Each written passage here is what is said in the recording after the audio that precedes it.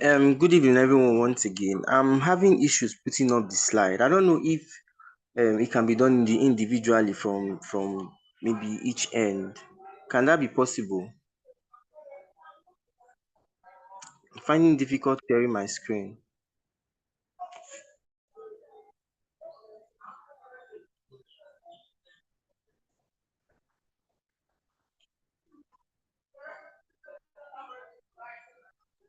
All right, okay. I think someone else can just share the screen. The slide deck is on the. Is anyone here with the slide deck here from the group? You could just share on behalf of you for the meantime. I can't do that where I am now.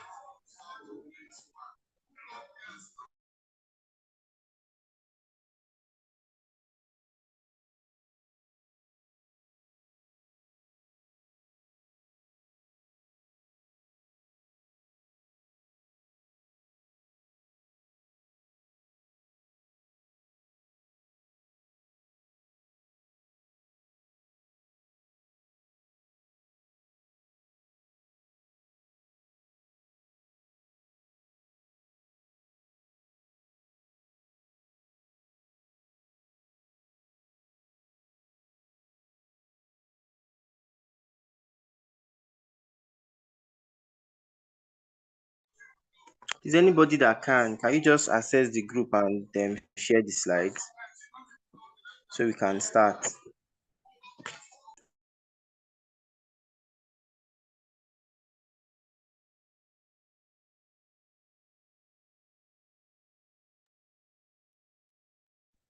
I think they are difficult, if I remember. Like, you see it for me. Because when instead of it, open it. Yeah. But that's why not everything is online. We are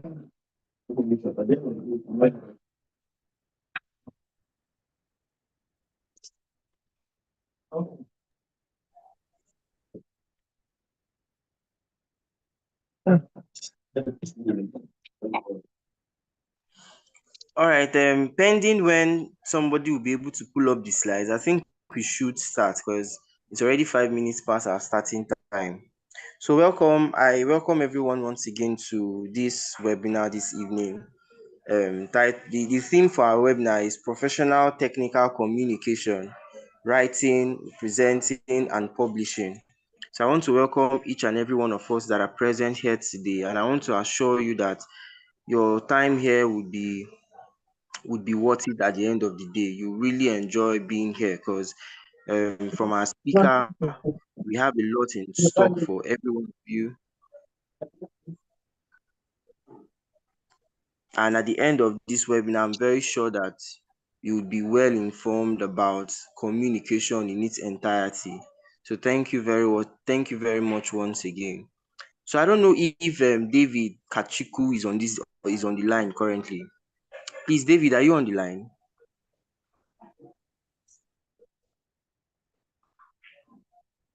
Sorry, please, before we continue, can the host share me access from my other line? I'm joined on my system now. Please share me so that I can put up the slides. And also make Okay.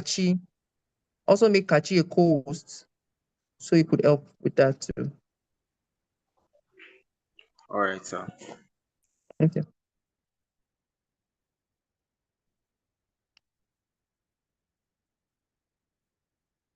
Maybe we can continue while we do that.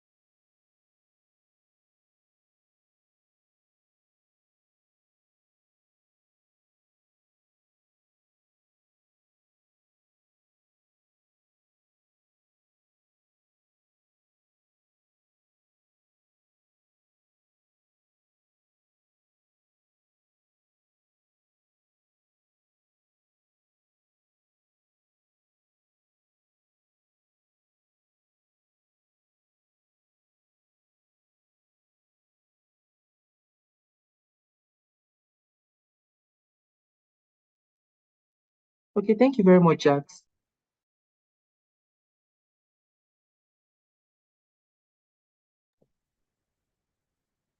Now that we have the screen set up, I think Favor, you can just continue now. Favor, are you there? Yeah, I'm here. I'm here. Yeah, Yeah, good all evening right. once again. Please confirm you can hear me, please. Loud and clear. All right. So welcome once again everyone on board.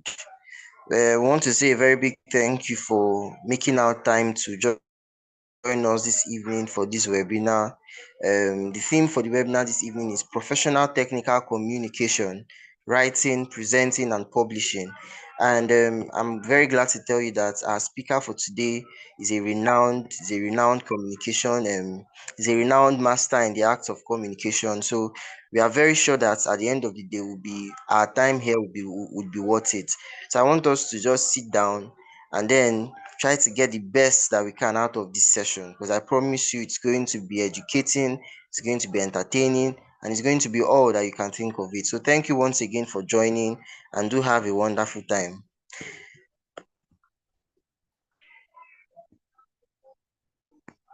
So if David Kachiku, if he's on the line, I'd like him to briefly take our safety moments.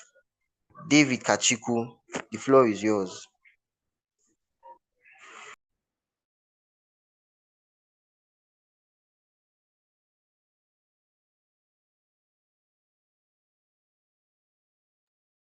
It seems David is not online, so I will just take that Okay, instead. good evening, Okay, everybody. okay, Claire is online, correct.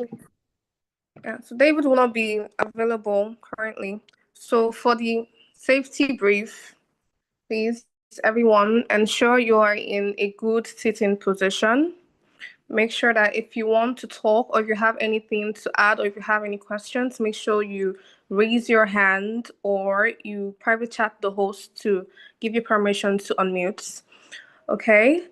Remember to always be alert. If you're using your headset, you're using, anything you're using, or you're just listening, just make sure you are very, very aware of your environment. Keep a good sitting position. Mute your mic when you're not speaking so you won't interrupt the speaker. And remember to always stay safe. Thank you very much.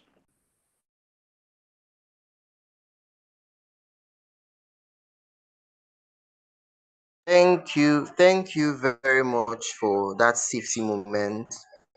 So I'd like Dr. Wilfred Ogolugume to give us our opening remarks for this evening. If he's on the line, please, Doctor, the floor is yours. Thank you, sir.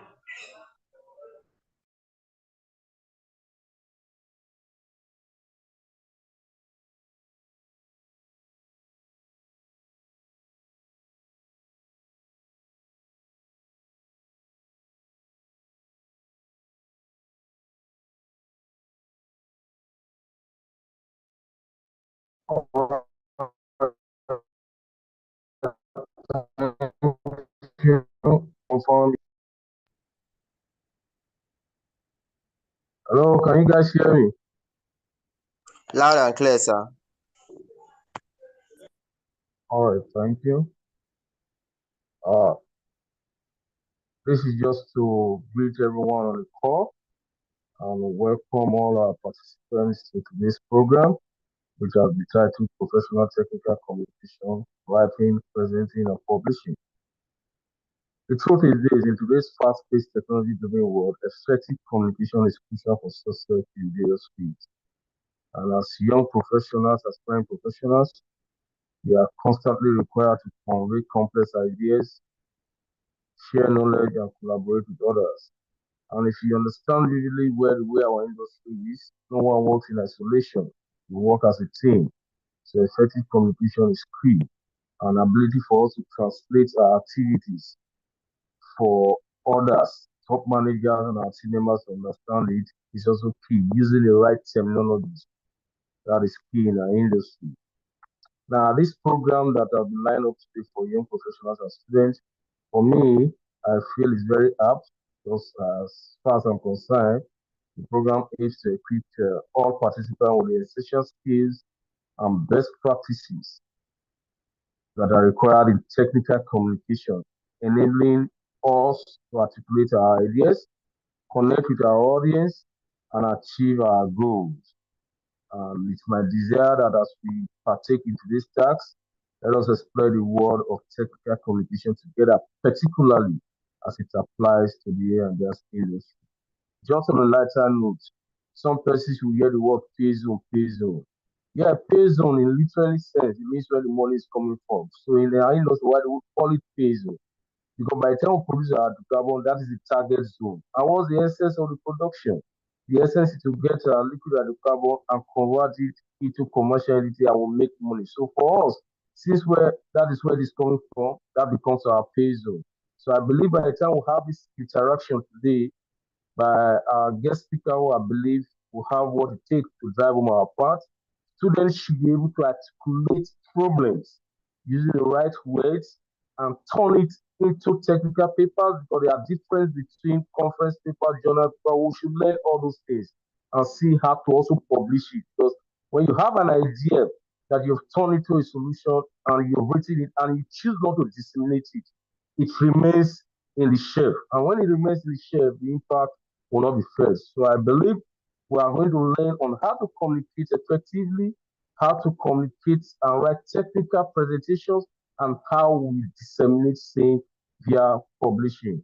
Having said that, I don't want to bore you much with. I believe those that have been lined up for this interaction have what it takes to drive home our point and make it practical for all of us. I wish us all a splendid evening and wonderful participation. Thank you.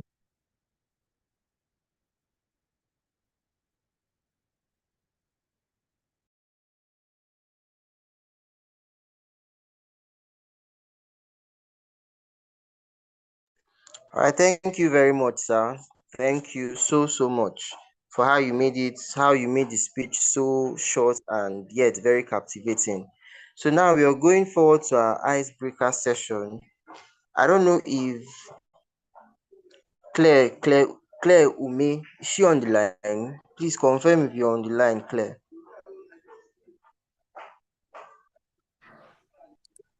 Yes, I'm here.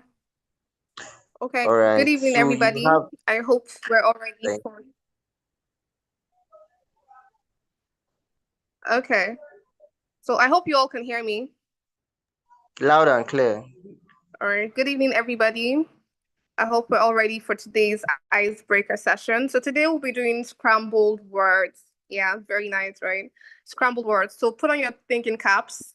We're going to display words like normal letters scrambled. So your job is to arrange them, make it make sense. So when you're done arranging it, put your answer in the comment section. So let's go. Next slide, please.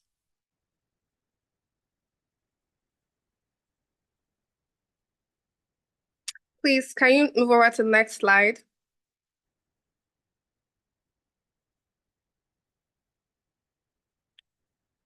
Not too far though. Yeah, just here. All right, so I hope we can all see the screen. So just place your answer in the comment section, okay?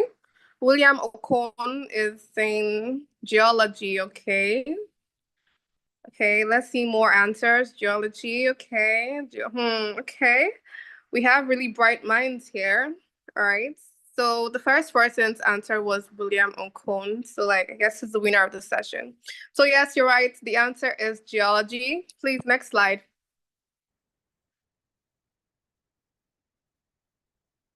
Next slide, please.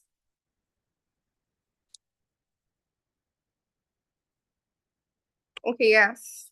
The answer is geology. So for the next one, yes, just okay here. Woo, so fast. Okay. Paul OMC says electricity. Okay. Let's see more answers. Celebrity. Bego. Which one is celebrity? Okay. Celebrity, electricity, electricity. Okay. Okay, I think that's enough. So please display the answer. Still not celebrity. Next slide, please. Display the answer so everyone can see.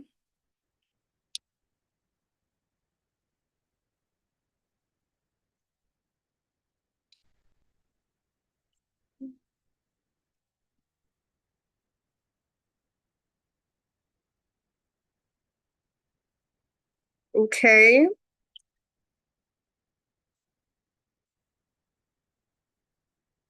Okay, I guess the slide's not shifting on my screen. So for the next one, I guess the answer was correct, electricity for the first one. So this one, let me see your answers.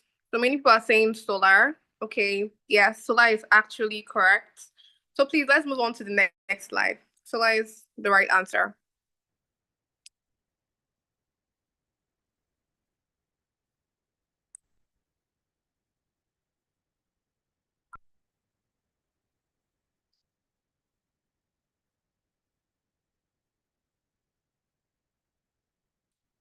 Okay, so yes, all right. So guys, this is the next one. So let me see. It choke. Nobody, you guys are not answering with lightning speed again.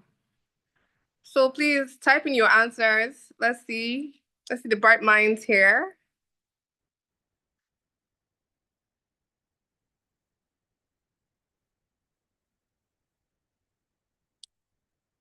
Hey guys. Okay. Paul OMC says renewable. William Okon says renewable. Okay. Let's have more answers. Renewable. All right. So please display the answer. Let's see the correct answer.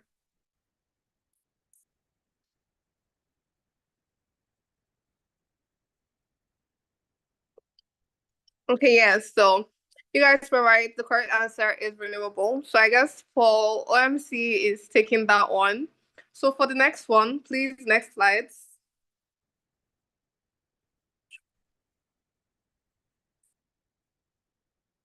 Okay.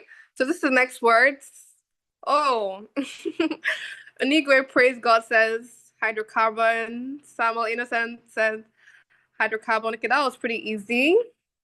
Okay. We know it's easy, all right? We know. So please display the answer. Let's see the correct answer. Okay, yes, thank you very much. Hydrocarbon. Yeah, that's the correct answer. So please, the next one. We don't really have much time left.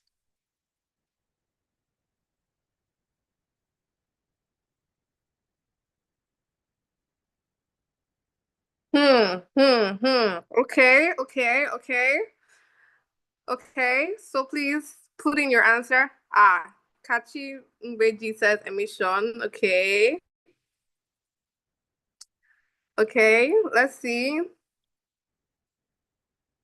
Emission, okay, emissions, okay, emissions, okay, all right. Okay, so please display the answer. Let's see whether they're correct. Yay, you guys are correct. So the right answer is emissions. So please go to the next word. I guess Kachi Umbeji takes that. So the next word, please. Williams Okon says energy. Okay, energy. Okay, that one is simple now. Okay. Okay, wow, you guys, I know you guys are not playing. All right, energy. So please display the answer. Let's see.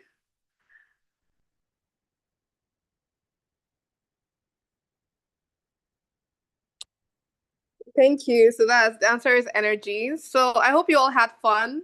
Thank you so much for this session. Thank you for your active participation. So now we move to next on the agenda.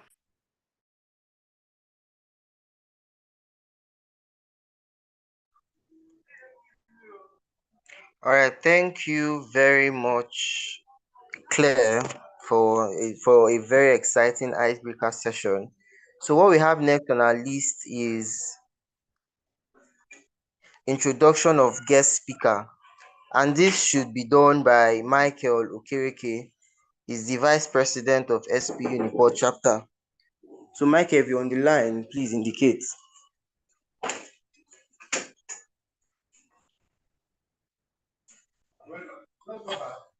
Michael, are you on the line?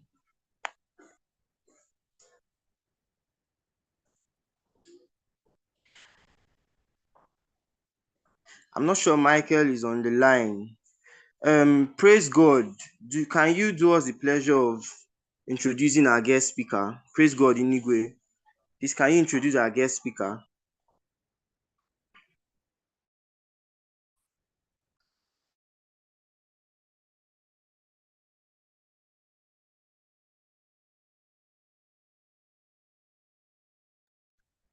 Silver, because of time, I think you should just take that instead, so we can move on. You can just take it instead.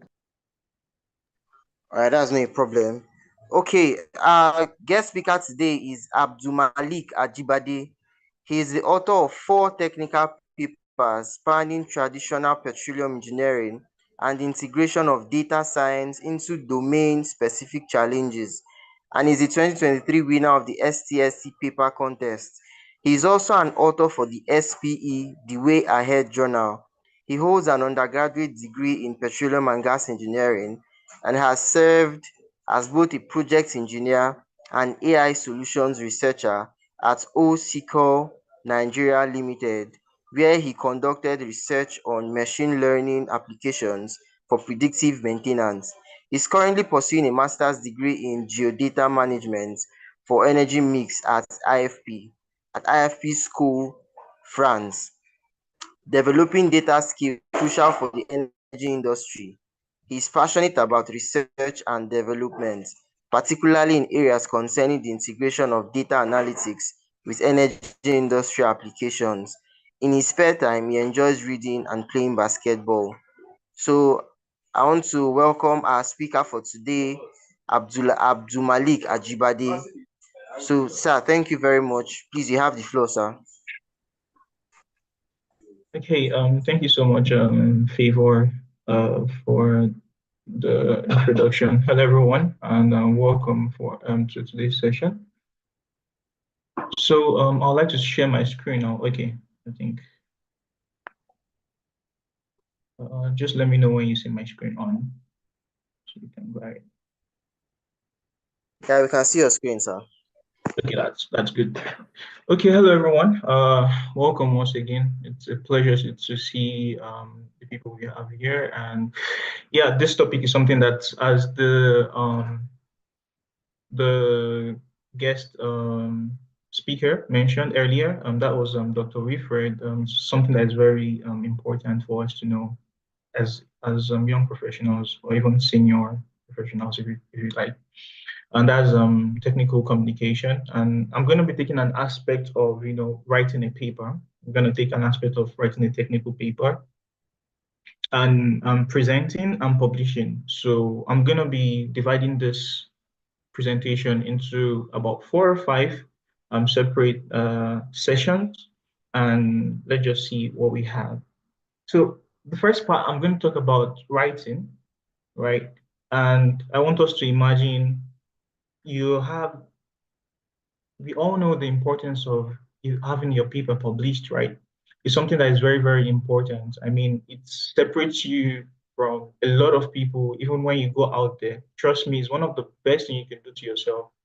If you're an undergraduate, or if you're just graduating, or even if you're a young professional, having something that you've been able to think about a problem and solve that and communicate that through writing or presenting is something that is really top notch. And you use that for several applications. And those are the things that stands you out amongst a lot of people, right? Okay. So the first approach I would like to actually think about this is your mindset when it comes to writing a paper. It's very important. I mean, it looks ironic. The first point we have here is forget about the paper when you want to write a technical paper, when you want to write any research paper or any research work. Just forget about the fact that what you want to do is a paper. No. Instead, what you should do is focus on solving a problem, right? And why is that so? Because when you think about writing a paper and the goal is, okay, I just want to write a paper, you start thinking about structures, you start thinking about just putting content to make that thing up, right? And when you focus on solving a problem, trust me, it's a whole like crazy change happens, because it's going to be far more quality. And the way, the approach you're going to take to that, because you're looking at the problem at the end goal, solution at the end goal, the quality of things you're going to actually put in, the effort you're going to put in is going to be different. I know how I'm saying this. I remember like as undergraduates, we could have final year projects. You just want to write a paper, right? And you just start putting buzzwords, putting a lot of things, and you end up saying leads with thousands of words, and there's not really quality in what you're saying. You're just going up and down. You don't have any flow because you haven't really sat down to talk about the problem you actually want to solve and how am I going to go about that. And talking about problem, when I want to solve a problem, the first thing is to identify the problem, right? Of course, then I have to go through different steps. You have to go from the problem to how do I actually go about that and what's the impact it's going to have. So that mindset is really going to change a whole lot of things. Again, forget about the paper and focus on solving a problem. That's what you want to do. At the end of the day, you can then work around structuring all of these, but always put in mind that you want to solve a problem, right? So that's the first thing I just wanted to start with. I mean, a lot of people, a lot of time, nobody really tells you that, but based on my own personal experience, there's a really wide gap in focusing on these things, right? And now, the issue is at the beginning, some people might have some ideas of, the problem they really want to solve. They have maybe they've encountered something that was very interesting for them and they've been able, they were lucky. But early at the beginning stages, you find out that you're really confused that, okay, I want to write a research paper, I want to go into research, I want to do something, but I can't really think about one thing right now. There's a lot of things. How do I boil down to a particular problem that I really want to solve? So that's why I kind of put this out there for people that, I mean, you haven't really had that much experience and you're thinking about where should I start from? And how do I choose? And you're not just choosing a problem, you see later on in the presentation that you're not just choosing a problem, you want to choose the right problem because at the end of the day, what you want to do is put this out there and people should care about that because it's impactful. Some problems that some people could choose might not really have any impact. So that's something you should actually take into consideration. So how do I choose the right problem? So at this junction, okay, I'm just gonna talk about this, then just a quick question will be coming up. So just prepare your mind. So firstly, you want to start wide, of course. You want to start like just think about whatever interests you, whatever thing comes to your mind. Go very wide. As you can see here, just a particular area, a particular industry pain point, right? Start wide. So if I can ask a question, right? Currently, if anybody can give me the answer. Currently, what is the industry pain point in the oil and gas industry or in the energy industry? Just give me a topic right now that you can think of that comes to your head immediately as a pain point in the oil and gas industry. I'm just going to wait for that, and I'll just pick whatever anybody comes with that. So I'm expecting answer in the chat box. Anyone? A major point. Cleaner energy. Perfect. Cleaner energy. Kashi, I saw that. Who else? Any other one? Cleaner energy. Data management. Okay, God's love. I see that. Any other one? Decarbonization. Okay, perfect. Sustainability. You see, we are seeing a theme here. Sustainability, cleaner energy, data management. We are seeing everything here is very correct, right? And what is that pointing at? What is that pointing at? It's all pointing at sustainability, basically, if I'm to put everything into a perspective. So let's walk through that during this presentation. I don't know if you can see my slide now because I just left my slides. A minute. Okay, this is perfect. Okay, so I saw some answers. So we are going to take clean energy or let's say sustainability, right? Okay, so we are starting wide, sustainability. Now, what part of sustainability, what problem in sustainability really excites you? What really excites you? That's the next thing. You're trying to get specific. I can't just say, okay, sustainability is a problem in the oil and gas industry right now. So I'm going to write the paper on sustainability. That's very vague. You don't know where to start from. That's still not enough for you to start writing a paper from. So we've chosen for sustainability. The next thing is to get specific and pick a problem that excites you in sustainability. So for example, sustainability is about, you're trying to reduce the offset, you're offsetting the carbon emissions from the oil and gas industry, blah, blah, blah, and stuff like that, right? Okay, let's say from sustainability, we go into CCUS. Okay, now I've gotten specific because one way to make the oil and gas sustainable is to capture the emissions so that we can store them. CCUS is a good idea. Okay, we go there.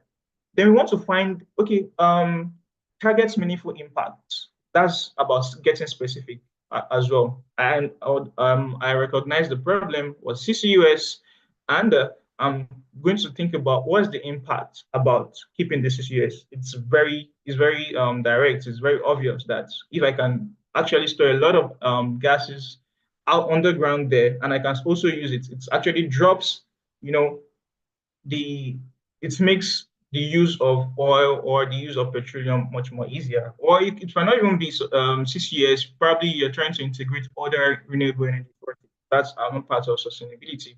So you can think about whatever excites you and think about the impact as well. You're getting focused on that. Then the next thing you want to find gap. And finding gap has to do with you go out there, you search about what people have done, and you try to see what are the problems, what are the limitations, what did this person do and what this person not do, and what did they say was the issue.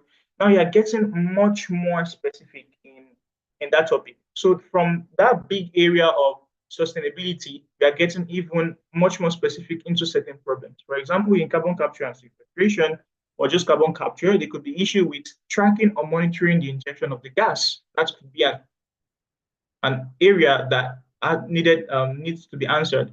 If you are going deeper to find gap, maybe some people are using 4D monitoring, using seismic to monitor that, but there's an issue. You point that out. Those issues are the key to your problems that you want to solve, right? And at the end of the day, with everything we have here, we can use that to define our problem. We start from the pain points, we end up talking about, the impact and also the gap, the issues, and we combine all of that to define our problem, right? This is basically what all of this is trying to talk about. Okay, so I'll go to the next thing, and here it's very important because I'm thinking about having to be in a conference or you're trying to put that out there. The very first thing you ever do to yourself that would be very good is to choose a problem that is worth solving so that it's something that really matters to the industry. And when they see that problem, it's going to be a hot cake regardless of wherever you put that in. For example, I put in an abstract for a conference, let's say NICE, for example. They see the topic, they see what you've done. You just choosing this right problem gives you that high mark compared to others. It separates you from a lot of people just choosing the right problem. So that's why I actually took the time to talk about the problem, choosing a problem. So me personally, this is what I usually try to do. When I want to choose a problem to write about or to solve, right? Or then with an opportunity to publish that or to present on that, is I first go with what interests me. Personally, data analytics, data science, as regards the energy industry, right? Then I look at the impact of that problem that I've chosen, and I look at the relevance, because these components are very, very important because they'll be a foundational, it will be very foundational for every step of you getting your paper to be published. I'm looking at the paper at around going through conferences, going through conference proceedings. These things, impact and relevance, it's always there. When you see people that mark your abstract or that grade abstract or grade the entire paper, impact and relevance is something that is very important. They want to see the value. Because when someone goes into your paper, what they're looking for is something that's going to help them. They really don't care about you. That's just the truth. You want to go into a paper and take something that's going to be useful for them. So is it relevant to me? Is it impactful? Those are the things they look at. And also I mix my interest because your interest is very important. Number one, you might want to build a skill, right? For example, maybe I want to do something, I want to build a skill in reservoir simulation. Maybe it's going to be an opportunity for me to work on a project that has to do with reservoir simulation. At the same time, I'm going to write a paper from that. That's a win-win for me.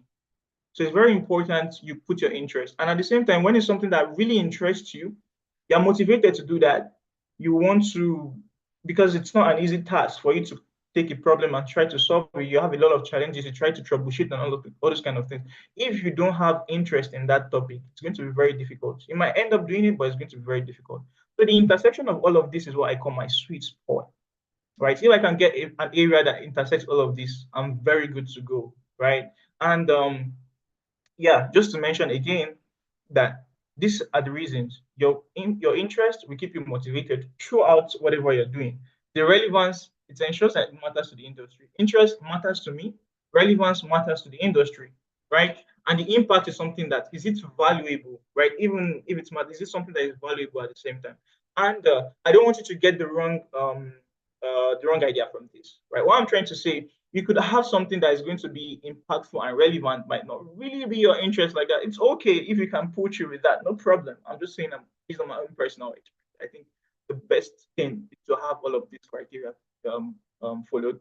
And also, you could have something that it's your interest and impactful, but not really relevant. If that's the case, then it's going to become very difficult for you to get your paper out there accepted when it's going to be in a competitive nature, like in conference proceedings, like that. So they are looking at all those your relevance and your impact. Your interest is going to be your flow. So that's basically about that. Now we go about now structuring the paper. I just wanted to take a time to talk about the problem because I've had some interaction with a lot of people, and I think the problem, choosing the right problem, really really helps. And yeah, so based on what I've discussed, if I want to structure my paper, I'm sure some of us here have had experience with trying to write a paper or something like that. What should you do first? And I'm going to look forward to your response. Any response? So what's the first thing you should do to structure your paper? So, you have a problem now you want to solve. You want to start putting things into words and stuff like that. What's the first thing you should do? Anyone? What's the first thing you should do when you want to write a paper? The very first thing.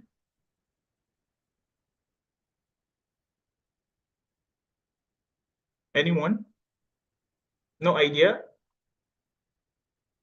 Should I call on somebody?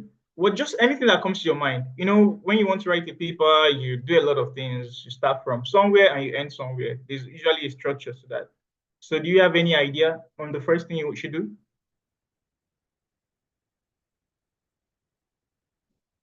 I'm not seeing any responses. Okay, that's fine.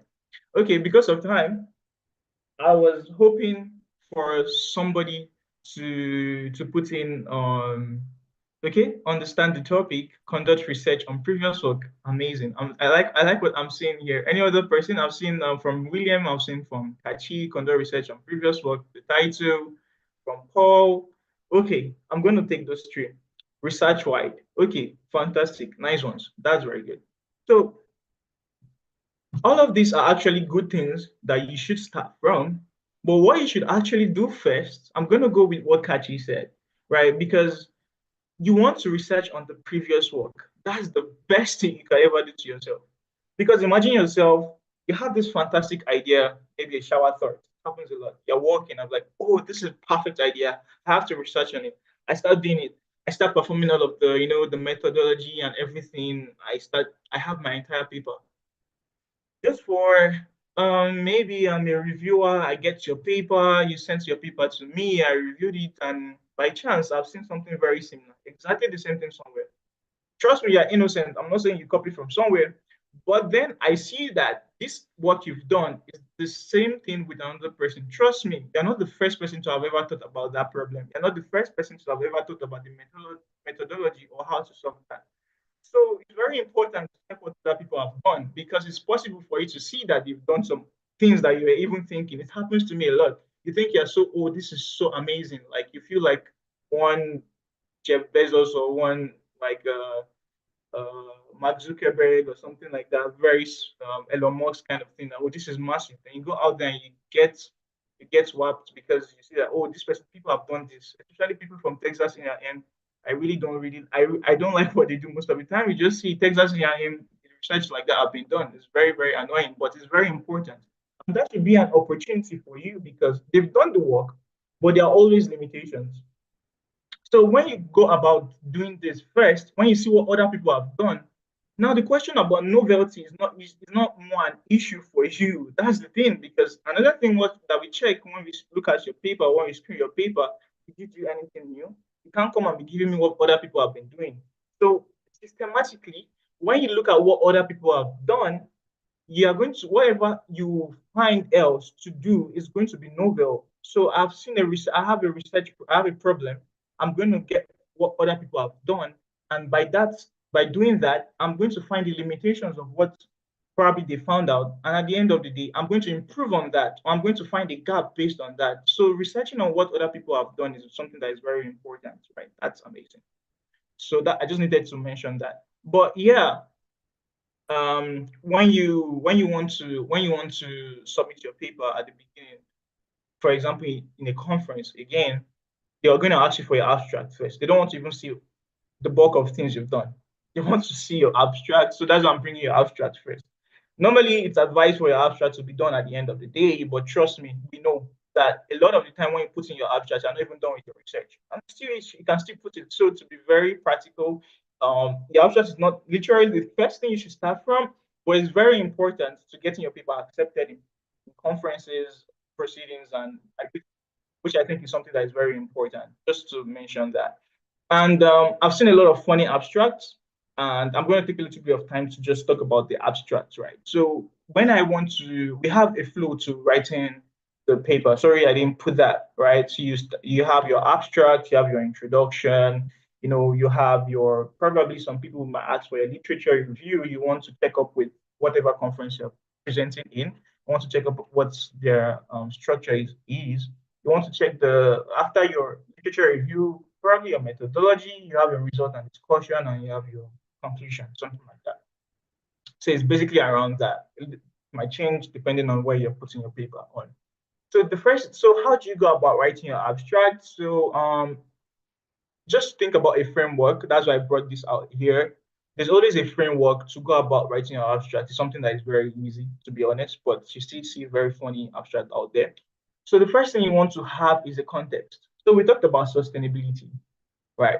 So you could put in a context to that. You could put in a context to that. I'm sure a lot of us in the call here have an idea of a broad, if not a specific problem statement, but a broad area that we are interested in to research on. I want you to follow through your thoughts with what we are going to do here, right? Think about the context of whatever problem you have, right? I'm going to go with what I think was William and Kachi put, if I can remember, they mentioned something around sustainability and cleaner energy. So the context is around sustainability. I could come up with a particular sentence. I'm just starting about a framework about my abstract, a particular sentence that just describes the context of certain things, right?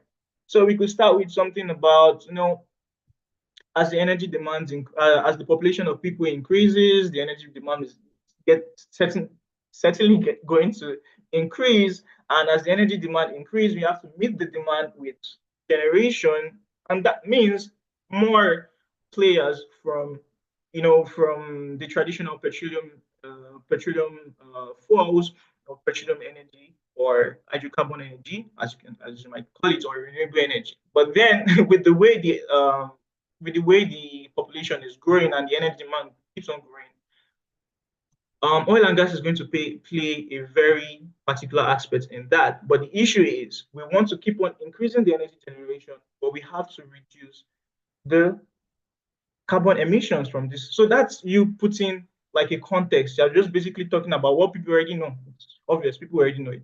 So now what's the problem?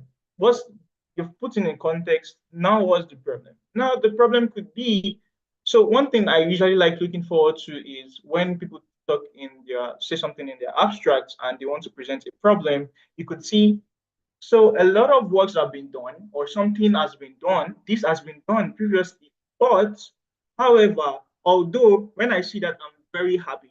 That means you've done your work. You've identified, you're not just giving me a generic problem. You've gone to what people have done, and you're based on what they've done, you want to improve on that. So there are problems, people have solved that, but then you understand. So that's where your approach actually, but then this still remains. You're still talking about the problem. Then you talk about your approach, your method. How do you go about solving the problem? So maybe we say that, okay, CCS has been something that have been done over the years for the monitoring to, extract, but then in capturing the CO2 emissions, or in capturing this CO2, the emitted CO2, they've been so issues. And this work aimed to, you put in how you do that. So that's where the approach comes in. And at the end of the day, after doing that, after you talked a little bit about your approach, you have the results. Then you basically at the same time know that you're selling what you're doing. After you mention your results, it's very important. When you put numbers to your results, trust me, it's much more better than just saying it bluntly. But I understand sometimes when you put in your paper or your abstract for conferences, sometimes you might not have really gotten a result. And it's perfectly okay, it's perfectly fine. There are allowances for that in the fourth stage of submitting your abstract. To look at, probably you have something around expectable result or something you expect to happen. It's perfectly okay. But in the next round, there's submitting your full paper. We want you to have been done with that. So just to keep that in mind. When you put a number, it's better than when you don't put any number to your result. Maybe we achieved a 50%, 90% accuracy in something. You can put it there. Maybe this was better than the, just put it there. They're trying to sell the impact. They're trying to sell that this really works. What you did, it could work or it could not even work. It's fine. Just put something about the result and put a number to that. Then the impact. That's very key as well, because the impact is going to show the value of that. Sometimes you give all of this, but I'm asking, okay, then you explain the impact. What's the impact of this research? What does it do? How does it help? Right? That's what I'm looking at. Right. So that's something that's very important for us to see. And you could have basically a maybe an Excel sheet like this, or something like a table like this. The context, the problem, the method, which is the same as the approach. What's the result I got, and what's the impact, right? And as I said, I want you guys to think about this with the problem you have, the research topic you have. Maybe as we were talking, something pop up. Probably you saw something in my early days. What I was really interested in was wall test analysis. Kind of interesting for me. I did my final year project on that. And yeah, we could think about that. Maybe you're an undergrad or you are a graduate and you did the final year project and you want to work around that to present or to send for paper. You have another topic that really interests you. You can follow something like this, right? So I would have loved us to have this. I wanted to have this webinar very practical, but because of time, I'm trying to meet time, and we've spent a lot of time, so I wouldn't really be able to do all of that. Okay. I just give an example. So for example, I chose one for loss circulation. So maybe the broad area was loss circulation, talked about drilling fluid losses, caused issue in fractured reservoirs. That's just given the context. Okay, we know about that. Now, what's the problem? There have been ways people have done that. You're not the first person to do this, right? But then the problem is they are reactive and ineffective. These are just simple, one short sentence. I mean, when you're writing your abstract at the end of the day, you build on that, but just to give you an idea. Now, this study applies this using, so this is you telling me how you went about that shortly, the method, how did you apply that? Very, I like data science, so that was the thing that just came to my mind. So there could be any other thing. There are different ways to solve loss regulation apart from predicting it. There are different ways, things you put in your fluid, the additives and all of that. So you can think about whatever. And the results, you see, I put a number. I actually added a number. It's something that is very important. It's very catchy. It shows that this actually works. This was, this is a hard result, not just you saying anything. And what's the impact? To reduce non-productive time and cost. This like this, I can use that to write a full abstract. And trust me, I have high percentage of getting this being accepted in conferences, right? I just wanted to just show that. Okay, this is another exercise I'm going to go through this fast because we have a lot of things to capture, because actually this thing actually cuts across a lot of things, a lot of issues. And 1 hour might not really be enough, but I'm just going to try my best to shrink all of that and whatever questions comes up. So this one, I went directly to one Petro, screenshotted this. This was actually at the end. I wanted to see what people actually do. A good paper or a good abstract should have all of this component, and you can see generally. So this person was I don't know if you can see the the topic here, integrated workflow of data analytics. This was basically the first thing. I didn't go to any analytics. That was just the first thing I saw. I took a screenshot and I started to analyze it. You can see the context here. These are the things everybody know, but you want to build that up. You want to put a context there. So these are things people know, decision making, like gas here. So early studies suggested that we have limited understanding of reservoir characteristics, and physics-driven modeling approach can potentially contribute to better engineering and management of these blah blah blah. So he has mentioned the problem. Then the next thing he went about was to talk about in this paper, how do we go about that? That was the next thing he talked about. And it took the bulk of what it was trying to explain, which is quite all right. Then the next thing they talked about was the results. Model results, see, model result reviewed central, this. If I want to make this paper better, I'm going to put a number to this. I'm going to put a number to, okay, what did we get? How many percent? What are the numbers? What are the trends? Something like that. Just something for someone to see that, yes, this really works. It's kind of quantifiable. So that's something that is very important as well. And at the end of the day, the impact. So the impact is quite easy here. This workflow can integrate available data for better decision making. So from this, reading the person paper, I really don't need to have a full paper to know that this is what the person did. And this was what they found out about what they did. And this is an example of it. I mean, not all abstract is going to be this, but a good abstract should at least have this. And this is just to give you an idea of a framework to structure your abstract, right? Now, the next thing is talking about the literature review. So in some places, you really don't need to do, you need to do literature review to have something to put down, but to show that it's not really necessary in some of them, but in some of them is required. And it's something you could also integrate to your introduction part. So when you want to do it, you might remember I didn't go through introduction. I'm trying to make this as short as possible so that I can pass as much details at the most important ones, really. So how do you practically do a literature review, right? Some people just go to the internet, try to find papers, try to read everything and do a summary. Then when they put them in their paper, you're just basically summarizing on that paper without linking into what you're trying to do. So that's the wrong approach. So I just picked this ASAP. So you want to start with keywords. So we talked about sustainability, right? So we had an idea of our problem statement. Look into your problem statement that you've already created from the initial stage we had about creating your problem. Look into that. Look at the keywords there. Carbon capture and sequestration. What are you trying to look about in carbon capture and sequestration? You could actually go into a normal text. Look at what carbon capture and sequestration is all about and think about, look at something, oh, this really interests me. I want to go deep into that. Now, the keywords I'm going to be using, carbon capture and sequestration, maybe sustainability, maybe I want to use a predictive method, maybe I want to create a new product that can capture the carbon or something like that.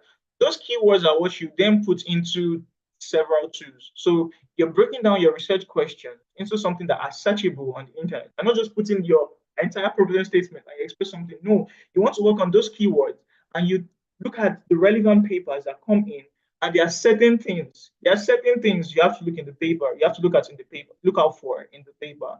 So I just put where you can search for paper, Google search, Google Scholar. You can go to One Petrol, ResearchGate as well. There are a lot of them. If you just search the internet, to be honest, I just use Google Scholar most of the time. I found out one. If you are interested in code, looking at papers that have code, and you want to see the paper and the code, there is one on paperwithcode.com. I think that's a very good site. I found out about that very recently and it's really nice. You see what they did and the code they used to actually perform that. They are not really much about the oil, petroleum and gas or the energy industry, more on the normal data science, but it could be very useful if you want to apply that to be innovative. So that's just a point out there. So what you really want to read in a good paper, to know what the paper is all about, just read the abstract.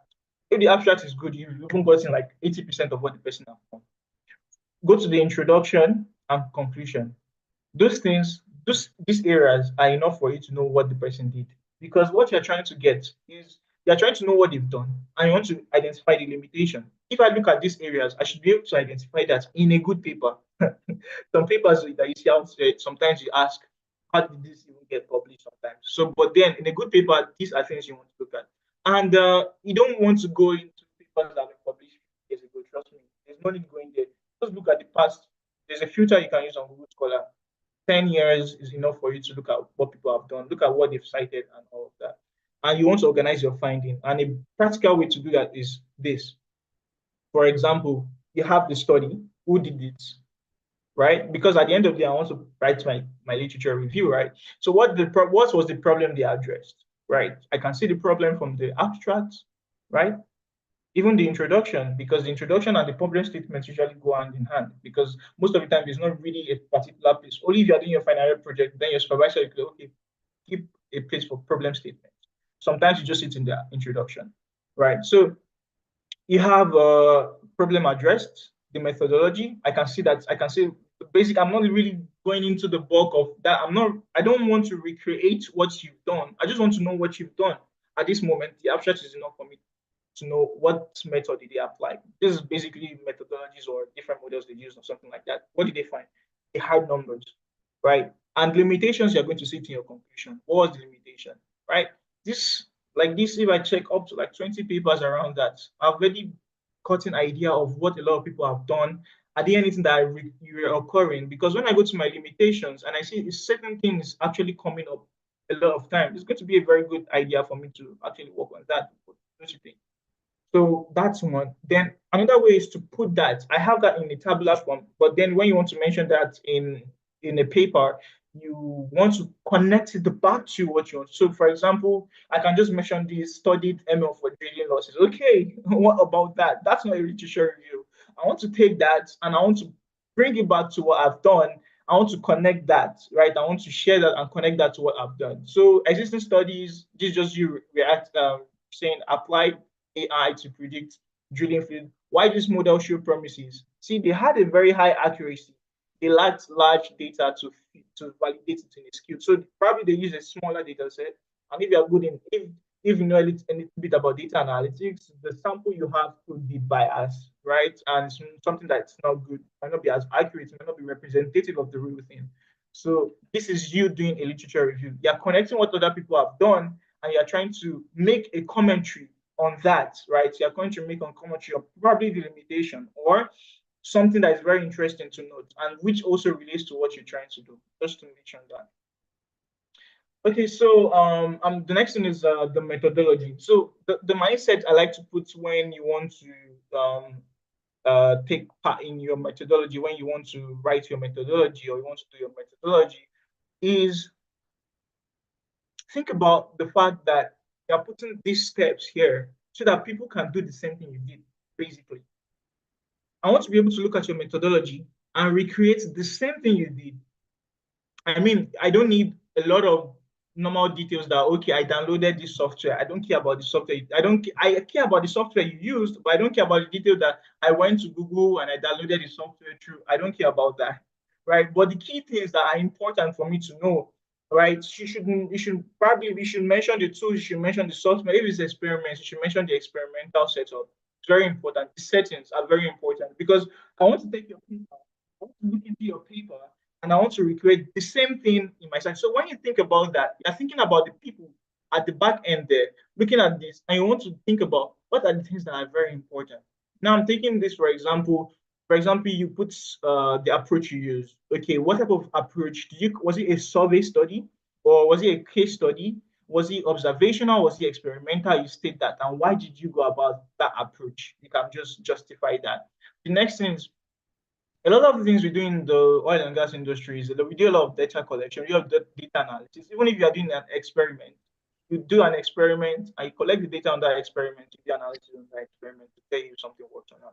Right. So it's very important that you talked about, okay, what data did you collect? For example, if I'm probably working on a case study, reservoir simulation, for example, I'm trying to do some sensitivity analysis of probably a potential CCUS geological formation, right? I have to get data about that formation. Well, I mean, some sources, of course, some sources are shouldn't talk about. Some sources are all like there's a word we use a lot in confidential. Yeah, that's the word. Confidential. A lot of time in the oil and gas industry is confidential. And yeah, what type of data do you have? Release them. Do you have production logs? Do you have seismic data? Do you have mention all of these things, well logs and all of that thing? Those are the things you mention those data that you have. those are the data I collected. If it's an experiment, what was the setup? Now, when you got the data, did you do any changes? Did you modify it? Did you transform it? It's very important because for you to be able to analyze the data, you have to do certain things. Sorry, I think someone is raising the hands. I don't know if you're calling my attention to something. Okay, and that's just about that. Whatever changes you made to your data that you collected, you do that. And the most important thing I want to look at is the step, because when I see your steps, I want to follow all of the steps you did to get the result. I want to make sure that what you did, if I take what you did and I replicate the same thing, I get the same result that you get.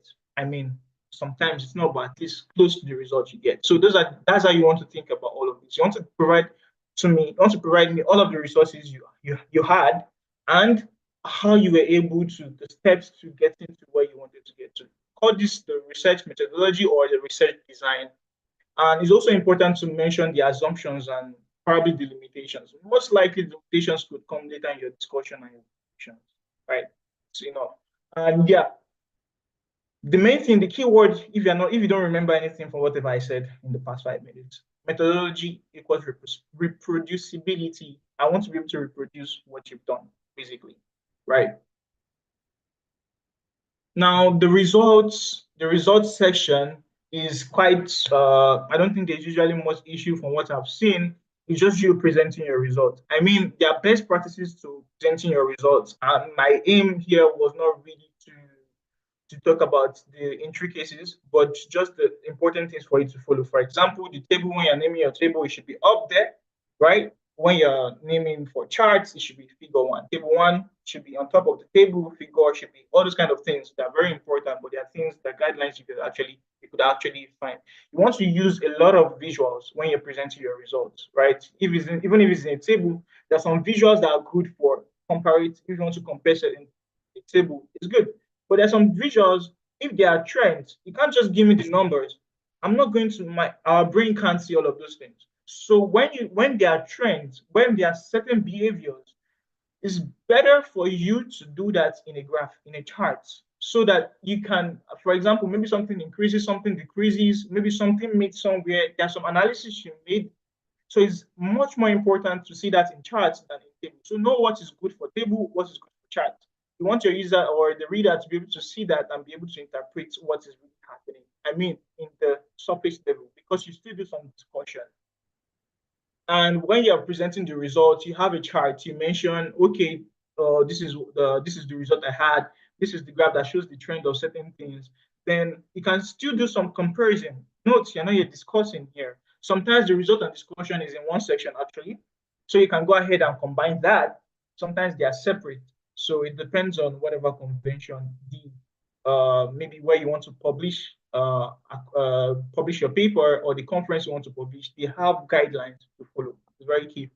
So you want to do that. And are there any contradictions that you're presenting? Because you're not just mentioning there was 5% increase in the accuracy. Okay, there was this, there was that. Okay, was there any contradiction? Was there anything that happened maybe from the previous study that you found out about, like that you checked? Was there anything that you found and you want to that you could make a comparison about, right? So that's basically what. So use the tables and all of these charts, present the key things, right? The key things, the major things, the things that are important. You don't just present everything. So present the key things and compare them and mention if there's something that's very interesting. Not even contradict, just something that's interesting. Then the discussion is I really like going into the discussion because it tells you if the author really even understands what the person is trying to do. Right. So you have connected all of the dots. The dots are you presenting the paper, the results, right? So you've collected all of those results. So the first thing is, so what does this result, what does it suggest? So is it supporting or contradicting any theory? Because sometimes you start like, okay, I have this result, but what do I put in my discussion? What do I even discuss about? Of course, you're discussing about your results, but discussing about my result, what does that mean? Discussing my result. So these are the things you want to look at. Are there certain trends? Are there certain observations from data you had? Is there anything that can relate to the industry here? So you're basically explaining the the results you had, right? Are there any assumptions that you might have made that affected the results you had? It's good to put that into as well. Are there any gaps or are there any constraints? Those are the things you want to put in your results. Are there any improvement that could be made as well? And it's very important because I read a lot of areas in discussion that is just basically like you're doing the same thing in your result, or if you have a result and discussion joined together, it's even harder. They just tell you, okay, there was these 50. How does that affect me? I want to use your work to improve my work in my workplace. I'm an industry person. I want to take this research and I want to apply it in the problem that is affecting me. To connect the dots for me, make it easier for your audience or your reader to see the patterns. Okay, since there was a 50% increase here, this is as a result of what? Maybe a natural depletion that maybe you had improved IUR in the fifth year. Now you're explaining it, you're connecting the dots. There was a pattern and you're trying to explain that.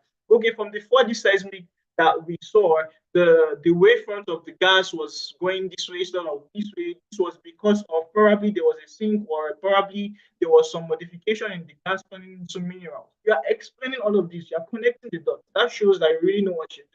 So you are going further than just stating all of those things. That okay, you stated that. What does that mean? So that was something to mention as well. And just to summarize this session took a while because it's basically the bulk of what you put. I did mention some other part just because of time.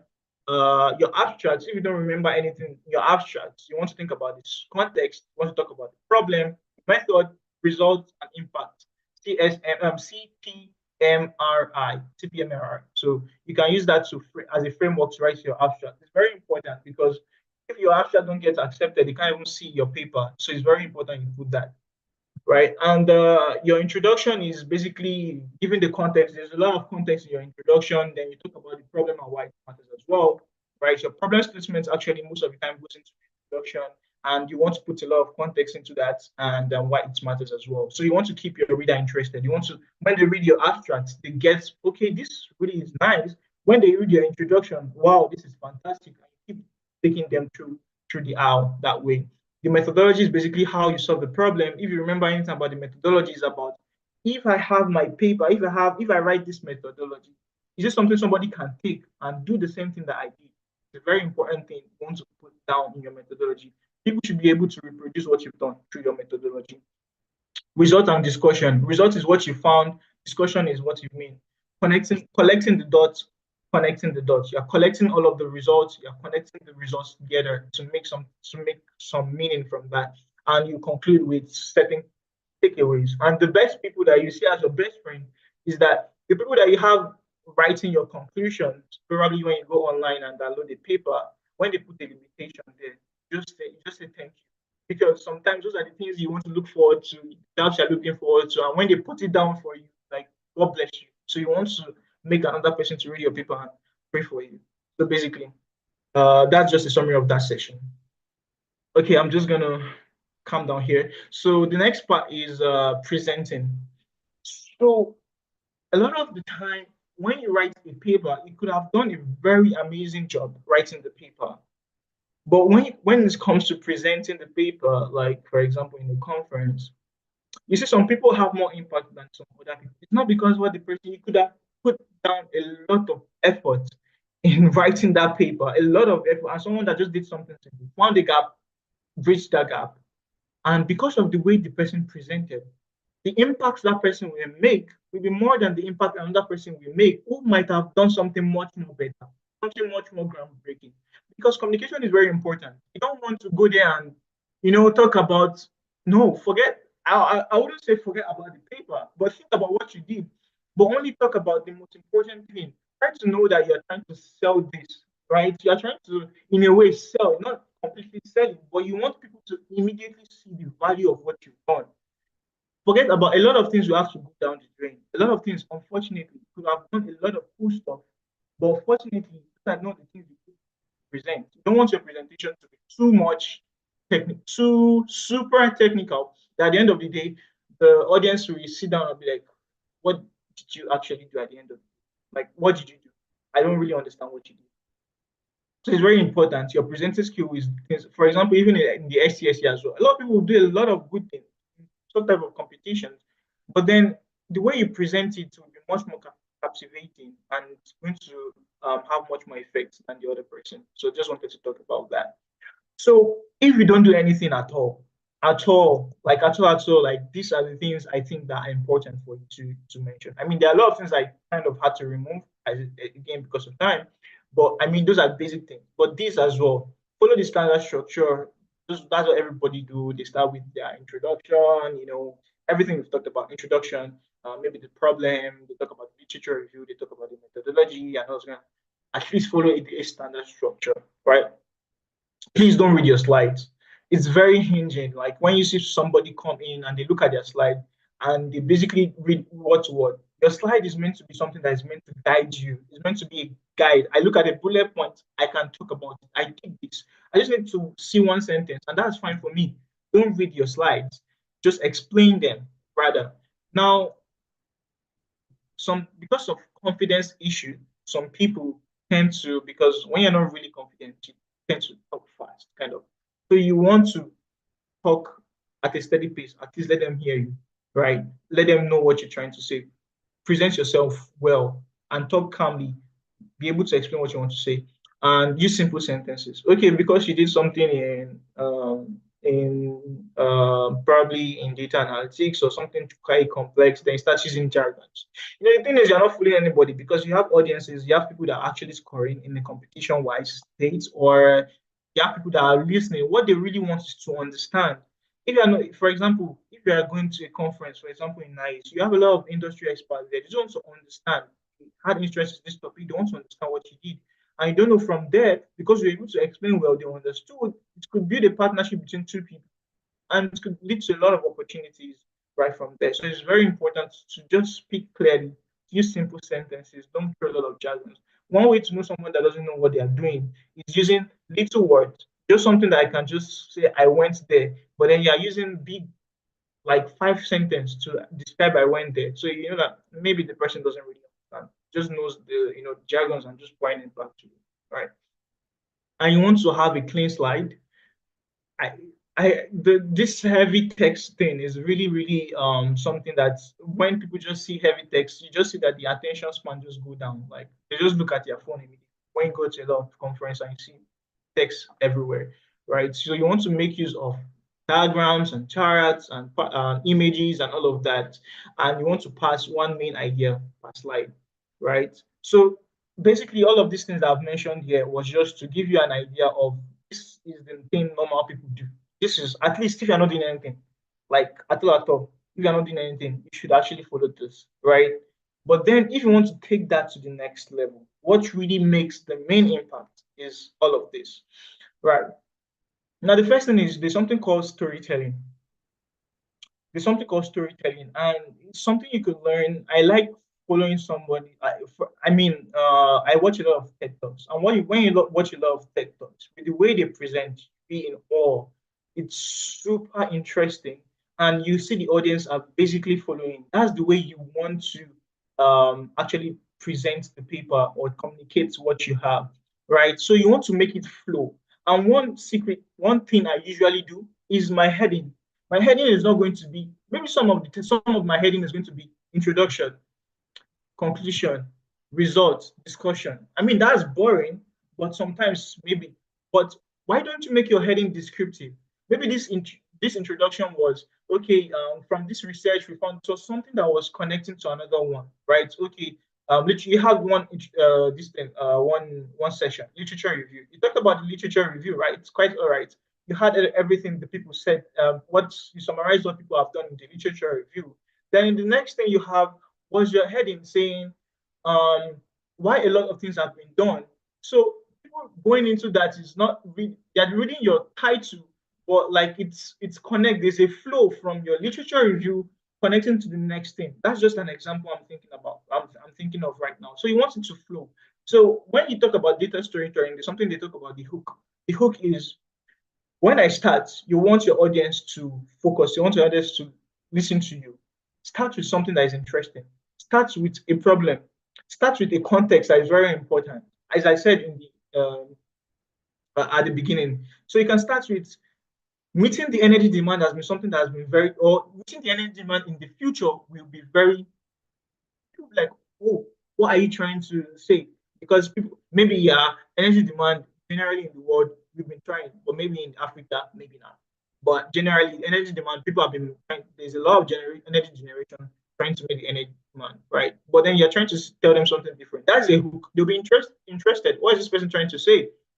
You understand? So you're trying to connect with your audience. Then you build up with that, right? You build up from what you said because you're trying to, okay, you mentioned the problem. Then why is this something that is important? Why should I care about that?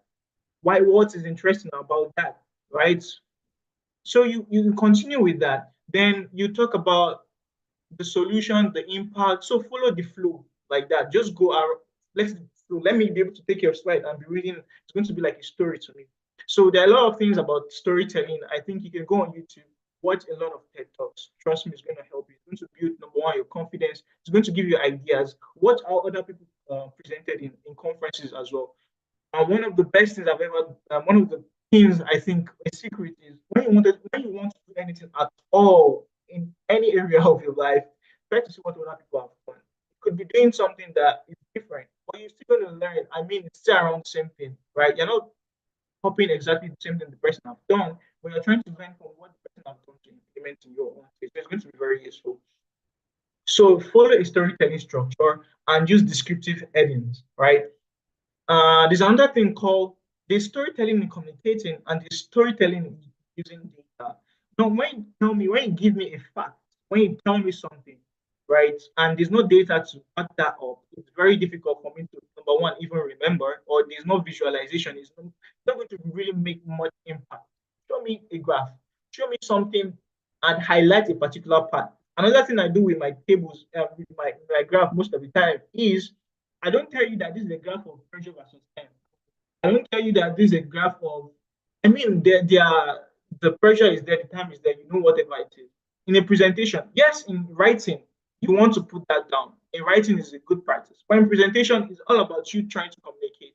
I'm going to tell you what you should learn from this so that when they look at my graph, they understand. So I can just say, I can just show you, okay, my graph could be saying something about it could be a trend of the decline of this reservoir over the years. Something like that is enough. You know that this is a decline curve or something like that. It could be another thing, right? The cumulative production, something like that. You're not really telling me something versus. I don't want to see that. I want to see what is the inside. If there's something that is even important that you highlighted, you could see maybe there's a drastic drop when the gas injection stops, something like that. Just want you to highlight the key thing that I can learn from your graph. Of course, you go ahead to explain it. But once your audience see that, they'll be able to understand immediately what they're looking at. It's going to go a very long way, right? That's another thing. The next thing is one of the best things you could do again. Trust me, one of the best things you could do is to anticipate the question that will come. I think this is a major game changer. And I would like to, so there was something that happened the last I think the last night is I presented some papers. One of the paper I presented, I didn't you have about 10 pages, or I can't really remember, maybe 10 or 15 or 14 pages max. You can't go about that. You can't exceed that. And while preparing the slide, you want to think about what are the questions, because at the end of the day, they'll ask you questions on what you present. So if it's possible, think about the questions people might likely ask. You could give it to another person to review. Tell them what do they think. Then include them sometimes in your slide. Good. Sometimes you might not even be able to include that. Have an appendix section. So the person threw the question at me, and I probably thought that someone might really could want to actually know about that in my appendix section. I just dropped that in. I have series of slides in my appendix section. So funny enough, the person asked about the question, and I was happy to tell the person. I was at the end of my slide. I just like kind of moved to the next slide. That was the next thing, because after completion you say thank you and all of that, question and answer session. Then I just clicked the button to go to the next slide, and the answer to the question was there. Just when the person was overwhelmed, and the person after the presentation, the person was happy to have that conversation with me. So it was a very, very nice. So you want to anticipate what people would ask you from your presentation. If possible, include that into your presentation, or in the appendix section, put something that will help you to explain that. You could do that. It's really, really, really important. It shows that you really know what you're doing. right? And that's something I say is a game changer. And video content, I love if there's a way you can add a video content. I mean, everybody puts graph, everybody puts table, they have text. What will differentiate you, right? Because you're trying to pass the information as clearly as possible, and you're trying to get the attention of your audience. Something that's going to capture them. There's no video that you not put in a technical presentation. People will be happy to see. It could be a video of your simulation. It could be a video of something running. Even a graph that is moving in real time. There are a lot of people, not real time, but instead of just putting your graph moving like that, maybe there's a point where there's a decline or something that is very important to note. There are tools you can use to show that the graph is moving and there was something that happened sharply. It's very important that you could put that as well. So I just wanted to mention, and this is going to take your presentation from the average person's presentation and it's going to skyrocket down. Trust me, it's very important to note that down as well. I just said I should drop this in, just an example. I mean, everybody's going to be happy with this. I couldn't, this is some graph that shows, so I was trying to talk about data storytelling. We talked about storytelling, and I said there's something different about data storytelling. I just wanted to show this. Okay, for example, this is a graph here. You could see that, okay, there was an increase. Obviously, everybody will see, okay, there's an increase in profit every year and stuff like that, but it's probably there's something else I want to really talk about. I want to focus my audience view on something else. I'm going to come here. Immediately, the audience they're going to focus on this, and they will know that I'm still comparing it to the previous ones. This is far, far more effective than having all of this. I mean, there's you want to know the best places, the best areas where you can apply this or not. But following something like this it makes it easy for your audience to see, and it gives a lasting impact. Immediately, they know that what you're trying to explain is here. I'm trying to put my point here. And if I was to do this graph, actually, I would never put profit by here. I will tell you something about this year. What happened? Just a short sentence. And I will continue with explaining what I want to explain. And if you want to know more about data storytelling, you should check this textbook, Storytelling with Data by Konaflik. She did a very good job. She was an ex-Googler, and it's a very nice one to tell you. That's some graph you see, a lot of complex graphs. But when you see that your audience don't really understand what is there, because it's not neat enough. And at the end of the day, you keep on just trying to make them to figure out what is that you're talking, but you're not listening to you. They're trying to decipher your visualization. That's not how your visualization should be, right? Now to talk about publishing, I mean, there are two basic ways. You could publish your paper. The main ones, right? You could publish your paper through academic journals, and you could publish your paper through conference proceedings. So for academic journals, and when you check their website, there's a place called Always for the Author. So you go there, and then you put in for your paper. There are a lot of details they'll ask for you and all those kind of things, and probably you pay a fee. Some of them are not free. It could be as high as even $1,000 for some paper. But there are a lot of things you want to even do before deciding on which journal should I publish my paper in. You want to talk about the impacts.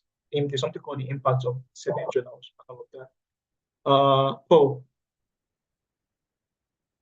Okay, I'm just gonna round this up. I think probably about the time. Then there are different conference proceedings that you could put in your paper as well.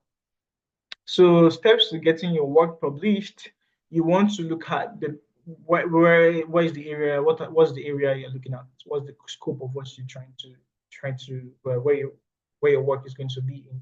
For example, even if I'm working on using predictive analysis for drilling, I'm not going to go to a data science journal. I'm not going to look into a data science journal. I'm going to present you want to know what this journal is really about. Are they about what area, what aspects are they really interested about? So you want to be even more in the more traditional oil and gas journals and all of that. So these are the things you want to follow. You want to check the scope, you want to check the impact factor, is something that is very important. The guideline, please follow their guidelines. They're going to give you guidelines, even for conferences, they're going to give you guidelines and follow that. Try to fine tune whatever you've done to follow the guideline.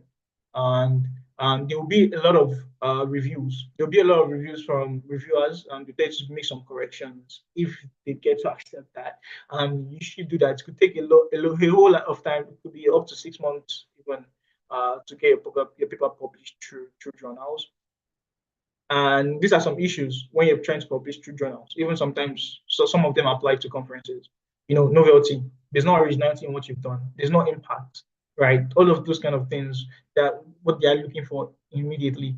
The scope. If you're looking at the scope of the journal, I can't, because I did something on AI for drilling, I'm not going to go to a computer science. No, that's not really what they really want to, right? They're looking for another thing. So know the scope of the journal and know where you want to put that.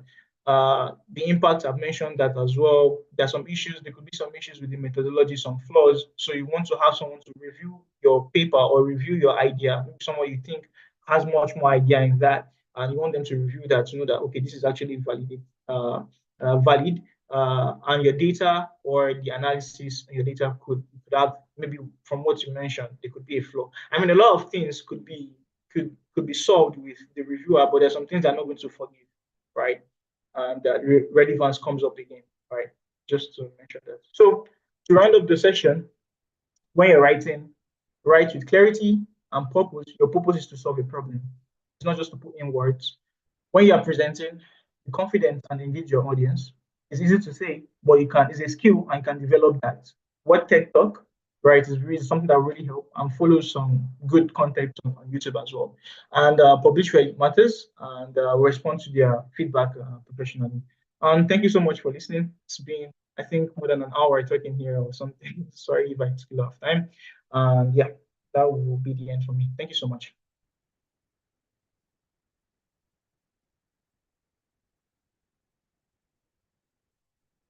So any questions?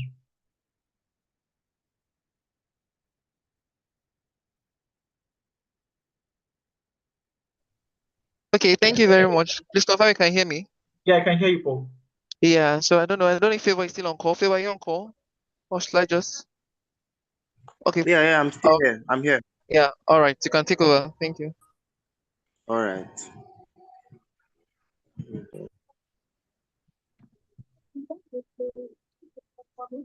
All right. Thank you very, very much, Mr. Abdulmalik Ajibade. It was a very insightful session. I was able to learn a whole lot, and I hope others were able to. So thank you so much. So up next is our photograph and networking session.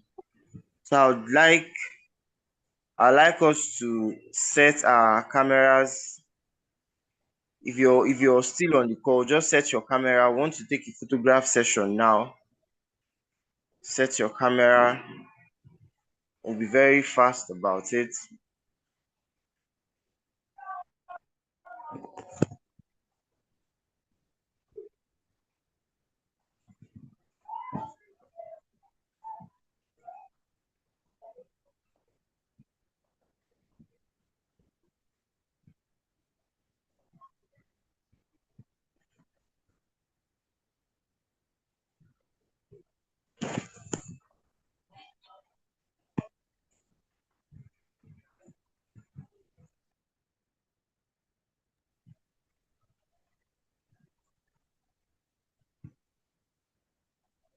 So if you're yet to turn on your camera, please do so. We are waiting for you.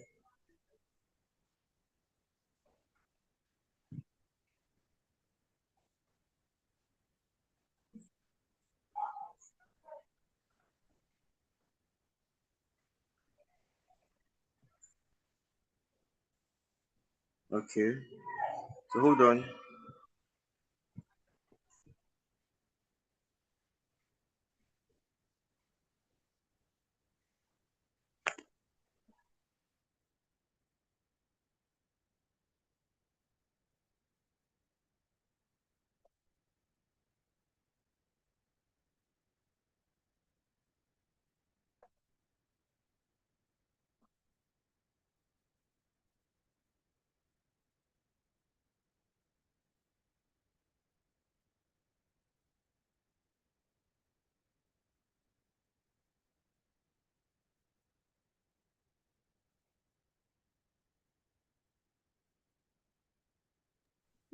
Okay, Kachi, if you can hear me, can you just take the pictures? Yeah, I believe you are joined the with your system. pictures. I've All right. taken the pictures. All right. So we can turn off our videos now. Yes, you can. All right. Thank you. All right. So Favor, you can continue. I think we're going to Q&A.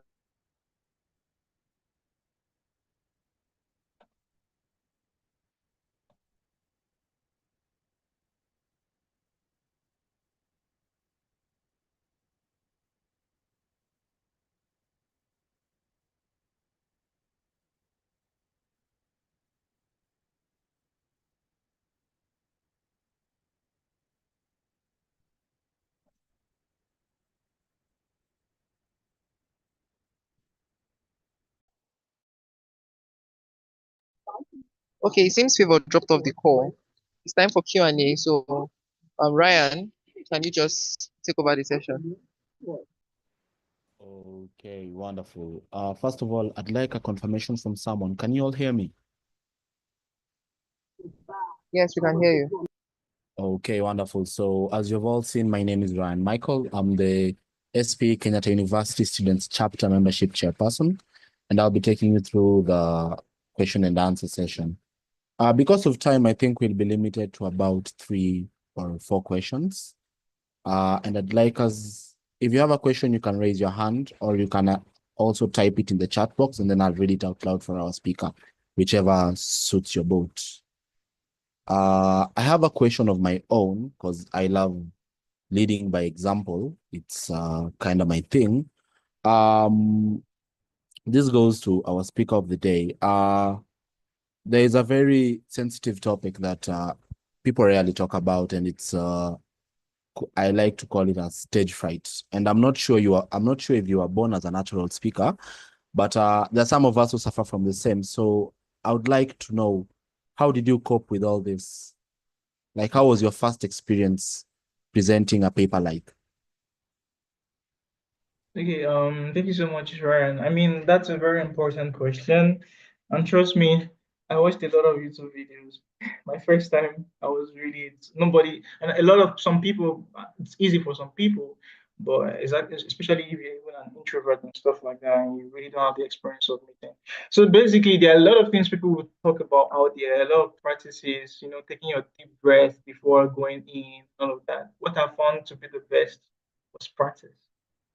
Once you practice so much that you know everything you really want to talk about, trust me. I mean, at the beginning, this could be a little bit hiccup. Maybe the first time you stand and you see a lot of people out there, it could be a little bit shaky. But when you start and you start to speak, because you've practiced so much, it becomes so much easier. You forget about the people. I mean, some people, there are a lot of things they'll tell you, okay, look at the person that smiles at you, look at the people that are listening to you. Trust me, it's not really gonna be like that all true. What I think is really fundamental to be straight right is knowing and practicing so much what you're gonna say on that day. I think that's gonna really help you. So just practice, practice, practice. Practice as much as you can. Practice with your friend, practice with your lecturer. Let them ask all of the questions. And with that, really going to help you. Just practice as much as you can. That's what I'll say. Okay, wonderful. I believe you have answered my question.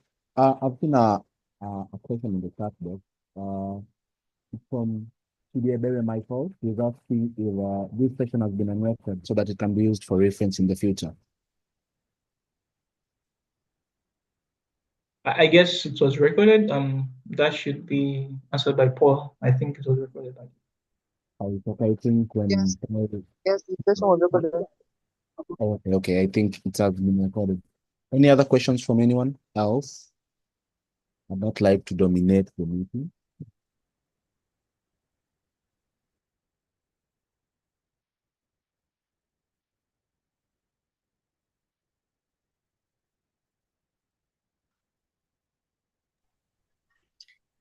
Hi, Ryan. I have a question.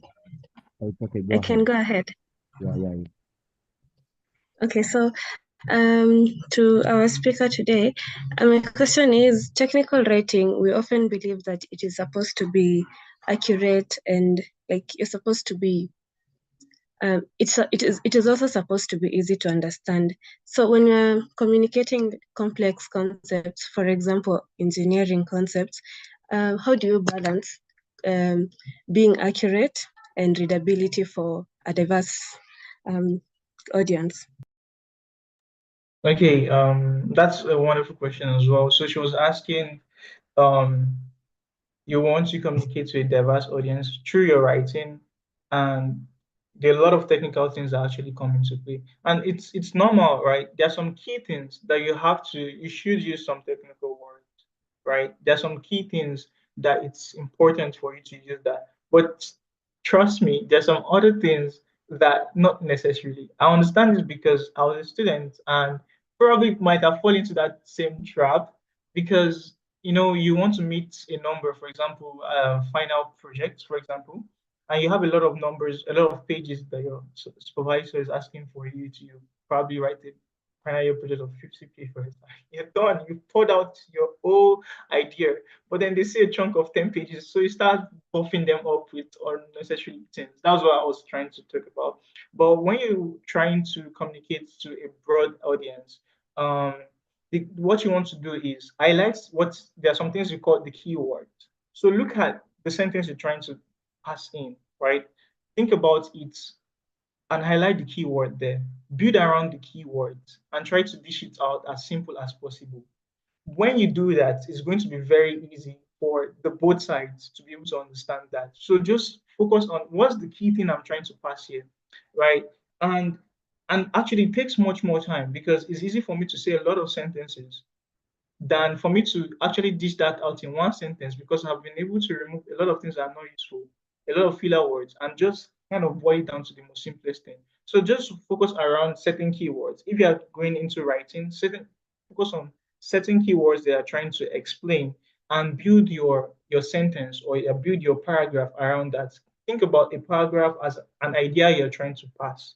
What are the key things I want to pass? Then build around that. Your keywords could be probably on some technical words. That's fine. Nobody would go into a research paper and not expect a technical word. That's fine. That's basically fine. But other things that are around that don't really need those technical jargons, you could just boil them down to a way to even probably explain them even easier. So just have to find that balance around. The main thing is just getting the keywords and what you're trying to explain. I don't know if that helps you.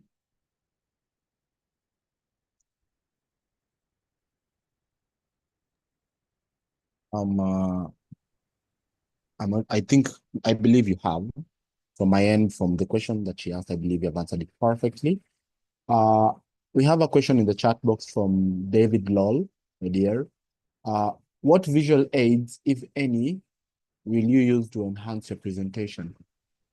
Yes, so visual aids are subjective. It depends on what you're trying to express.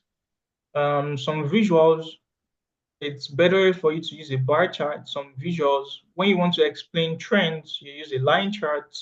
When you want to compare, you use a bar chart.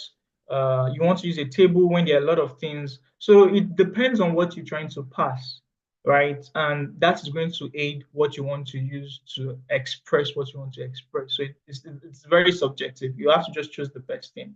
Sometimes you could use a pie chart to know the percentage of, a chunk out of a lot, right? But you want to find a balance. When I use a particular visual, maybe it could be very clumsy, it could be too much, a lot of details and stuff, but in a visual, it could be much more easier.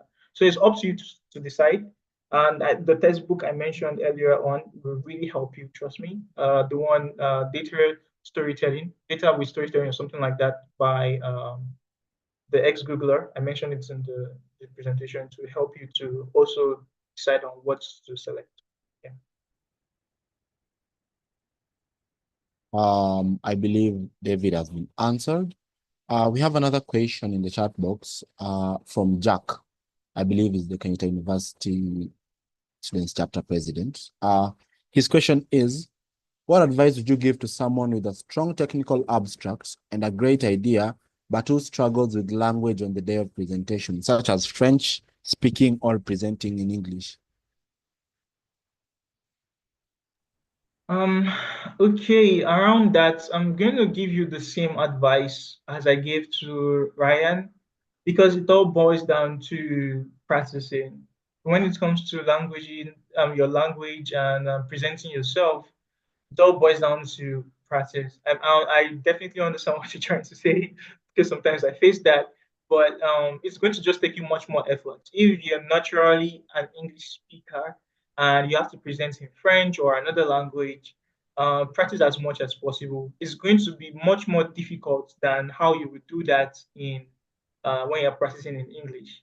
And also, I don't know, it depends on the person. For me, I like to think in pictures. I like to think in abstract. I think abstractly, and I like to think in pictures. And when I can think that way, I can connect the dot better. It could sound funny, but different people have different ways to think. I want to use that to also aid. So there are certain things I'm going to see, and I know the word I'm going to use, I know triggers, use a lot of triggers. So when I say this word, it's going to trigger a lot of things that I'm going to come across later on, so that you can remember the things you've actually practiced. So you want to practice so much in that French, or in that or maybe I think you're French and you probably be presenting in English. You want to practice a lot in English. It's going to take you much more time than you do in French, which is normal. And it's going to improve you. Take it as an opportunity for you to grow. Just practice as much as possible. That's the best thing I can say. Okay, I see Jack has given us a response. He's actually appreciating. And I think with that, we have come to the end of the Q&A session. Thank you, Paul, for the opportunity for hosting this. And I think I'd like to hand the event over back to you. Thank you so much for having me. And I think Kachi put down the link to the textbook. Thank you so much for putting that down, Kachi. Thank you so much. You guys should go ahead and download the book. It's a very, very nice one for data storytelling, just by the way. Thank you.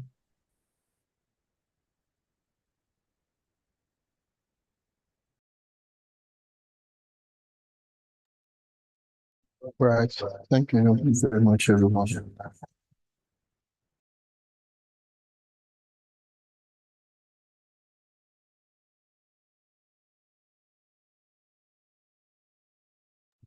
Okay, thank you very much, everyone. And thank you for that wonderful presentation, Mr. Abdulmalik Ajibade. I learned a lot from it today. And thanks to everyone that was able to stay till this time. I know that it's not we didn't expect to stay this long, but I believe we learned a lot, so it's worth it. And thank you very much to our presenter, to everybody that is here. So next up, we are having our Slido quiz. And this is an opportunity for us to win prizes. So we are just going to conduct a quiz, just a fun aspect of this meeting. Please confirm you can hear me. Yes, we can. We can hear you, sir. Go on. So I'm going to send the link to the quiz now, and you just join. I'm going to send the link to the quiz right now, and everybody is going to join. So you're going to receive the link on the chat box. So just click on the link and join. Just accept the invite. So you are going to receive an invite. So just accept it and join.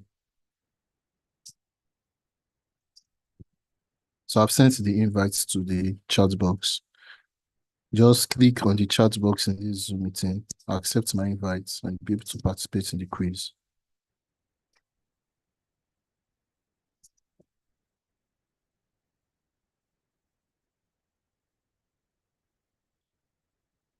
You click on the chat box. There's one person is in. We have 3 now. Click on the chat box in the Zoom meeting, then accept the invite you see. That's what you have to do. We have 6 people now. Let's do that quickly so that we'll be able to leave on time. 7 people now.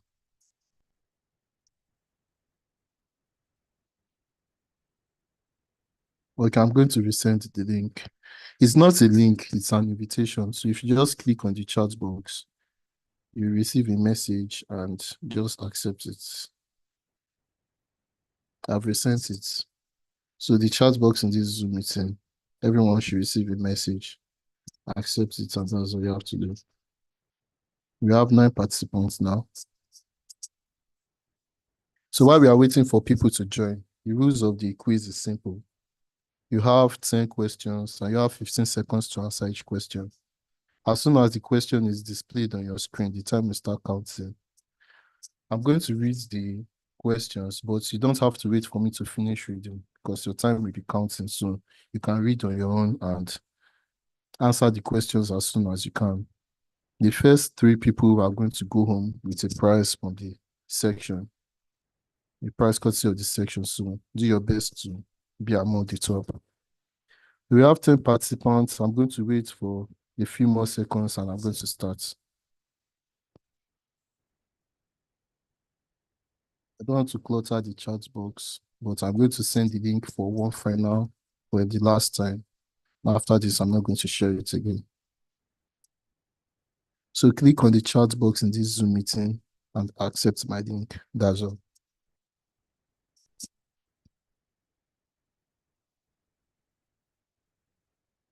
Okay, so we are going to begin now. Remember, you don't have to wait for me to finish reading the question. You can answer as soon as you read the question, answer it. You have 15 seconds for each question. Good luck to everyone. Number 1, what is the energy efficiency of a device that converts 80% of input energy into useful work? Is it 20%, 50%, 80%, or 100%? Okay. The answer is 80%. If a device can use 80% of its input energy, then its efficiency is 80%. Number 2, which renewable energy source relies on the gravitational pull of the moon and the sun? Is it wind, tidal, geothermal, or biomass energy? Okay. And the answer is tidal energy. Tidal energy is the tides and depends on the gravitational pull of the moon and the sun. Up next, what technology is used to drill in deep water environments? We use jack-up rigs, semi-submersibles, cable tube, or hydraulic fracturing.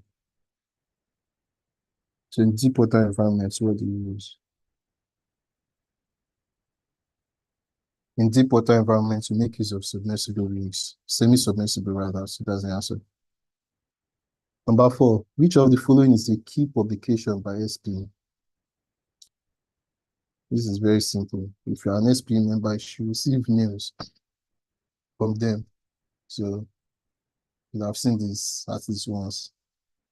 And the answer is Journal of Petroleum Technology, JPT. Number 5, when was the Society of Petroleum Engineers founded? In what year? Let's see. We have divided opinions here, but let's see who gets it. The answer is 1957. So I believe everyone can see their leaderboard, so you know the position you're in right now. So try your best to scale up the leaderboard. Next up, what is the role of a blowout preventer in drilling? So for those of us that have watched Deepwater Horizon, I think they had an issue with the blowout preventer. So what can the blowout preventer do? And yeah, very simple answer. Prevents uncontrolled release of oil and gas during drilling. Which energy source is harnessed using photovoltaic cells? Which energy source do you harness using photovoltaic cells? Is it wind energy, solar energy, geothermal energy, or electrical energy? I added electrical energy as a confusing option, but the answer is solar energy. Which of these is a unit of flow? Is it thousands standard cubic feet per day, barrel, standard cubic feet, meter per second? Which of these is a unit of flow? And the answer is A, 1,000 standard cubic feet per day.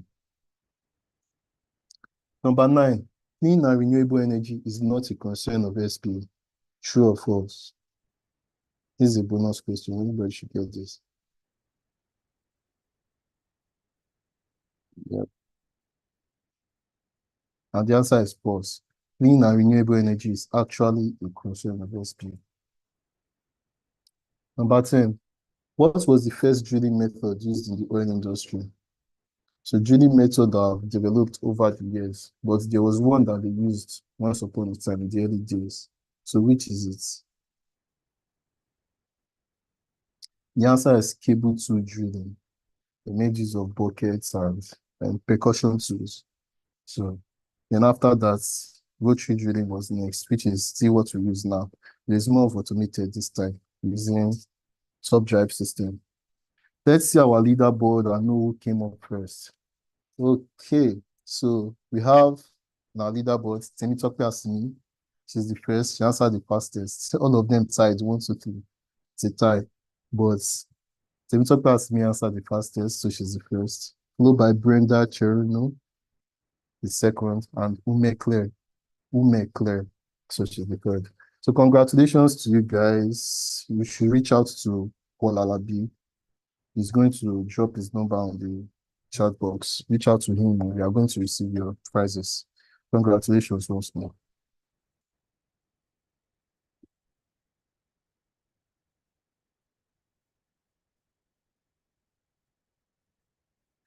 So next up, we have the announcements, and that will be conducted by Brenda Cherino. I can see the face of Arena. So Brenda Cherino, if you're on the call, please do the honors. Okay, I'm here. Hi guys, can you hear me? Yes, I can hear you. Okay, yeah. So I hope you're all doing great. I'm Brenda, as you've been told, the treasurer, Kenyatta University student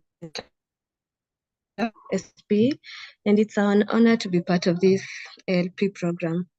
I have a few important announcements to share with you regarding upcoming events that I believe are beneficial to us as young engineers and students. First of all, I'll start with highlighting the first event I'd like to highlight is the professional lecture by SPE Warri. The theme of that lecture is building effective networks, mentorship, and collaborations for YPs. This will be a very excellent opportunity for young professionals to learn the art of networking and collaboration. The event will take place tomorrow, 22nd February 2025 at 5 p.m. If you're looking to expand your network and gain mentorship insight, this is a must-attend event. Next, I'm excited to announce the SPE Annual Career Fair by Kenyatta University Student Chapter. Our theme is introducing the next wave, united by purpose, driven by energy. It will feature career professional programs, panel discussion, student project exhibition, student paper contest, Kenyatta University Petro Bowl, and company exhibition. It is a 3-day event from 25th to 27th March, and it will be at Kenyatta University. This will be a very interesting opportunity to come and learn, share your ideas and network. Don't miss it.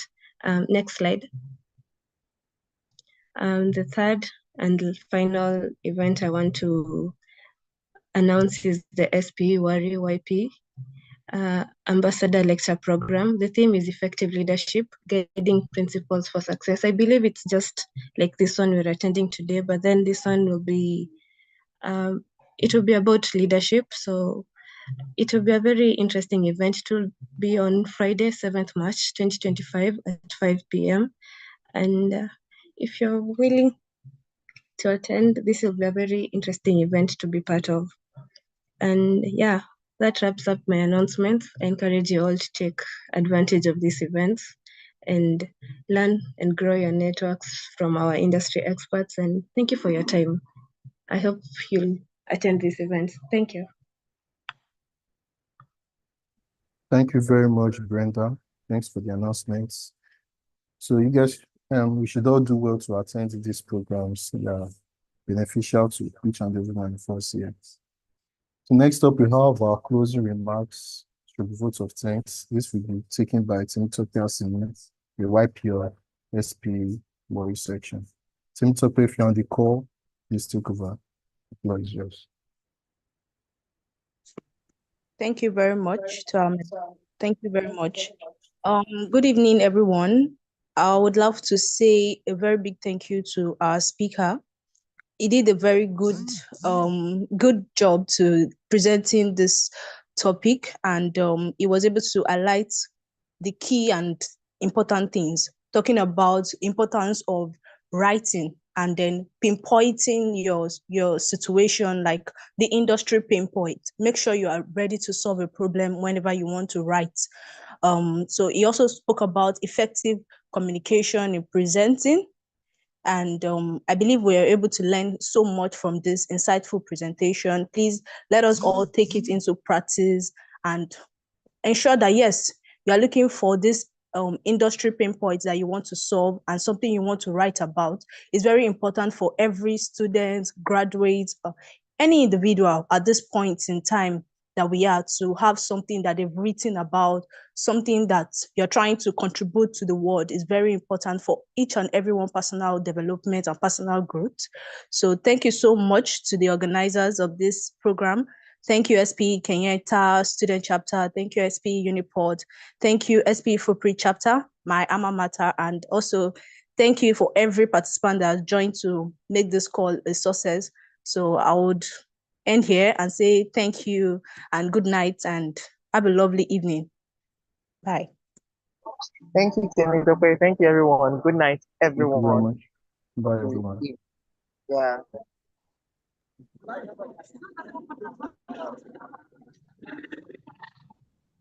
Thanks. Bye. Good night. Good night. Good night. Bye. Good night. Good night. Nice.